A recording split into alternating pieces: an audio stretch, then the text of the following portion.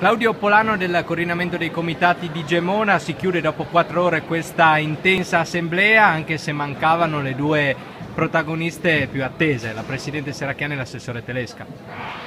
Esatto, oltre 400 persone in questa sala, nell'auditorium Glenbonensis di Gemona, ad ascoltare le voci della gente, dei comitati e di alcuni tecnici che hanno voluto portare il loro contributo sulla materia. Una cosa è risultata evidente: tutta la regione è in subbuglio. Dalle Prealpi al mare ci sono motivi di lamentele e di criticità per quanto riguarda la sanità, al di là di quello che vengono dette ogni giorno dall'assessore Telesca e dalla Presidente Serracchiani. Quali saranno i prossimi passi ora dei comitati? Ci sono 2 esposti che attendono risposte dalla magistratura.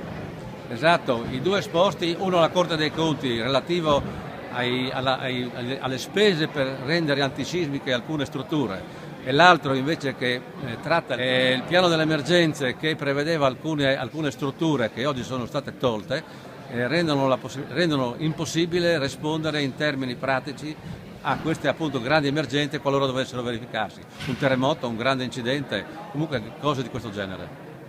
E poi naturalmente l'attenzione sarà sempre alta e anche possibili nuove manifestazioni. Noi sono 20 anni che siamo in trincea, lo continueremo per altrettanti, non ci sono problemi. Il diritto alla salute della nostra gente va garantito e lo garantiremo in tutte le maniere civili e democratiche.